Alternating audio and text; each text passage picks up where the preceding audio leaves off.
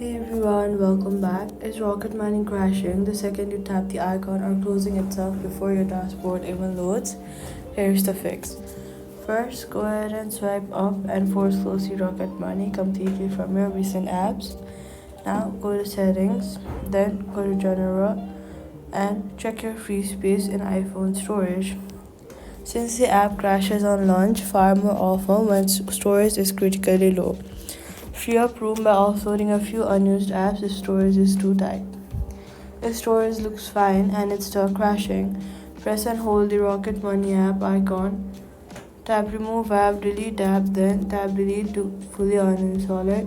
Next, go to your app store and search for the app.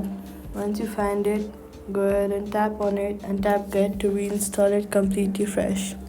Your linked accounts and data live on Rocket Money servers, not your device, so reinstalling won't lose your data.